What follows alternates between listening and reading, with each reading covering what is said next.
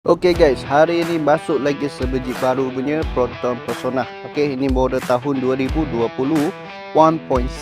Okey, yang ini bukan full spec punya model lah. So untuk harga on the road 28,800. Harga tak termasuk road tax dengan insurans. Okey, bulanan dia anggaran dalam 400 plus and minus, boleh cuba full on. Okey, sangat sesuai untuk student ataupun first time nak beli kereta punya orang. Okey, cat kereta dah siap satu layer. Rim masih kekal rim original lagi, tapi yang ini pintu tak ada lock lah. Okey, so kita tengok dalaman dia, condition banyak cantik. Dashboard lah, tengok tak ada cara, tak ada ketupnya.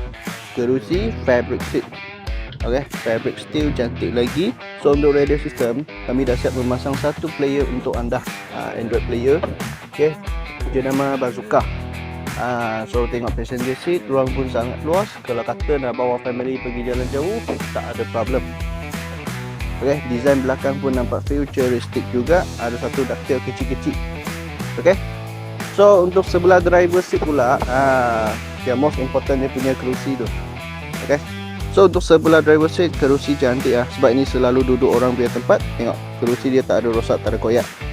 Steering steel standard punya lah. Okay, so kawan-kawan, kalau berminat dengan Proton Persona ni, boleh komen bawah ataupun PM saya.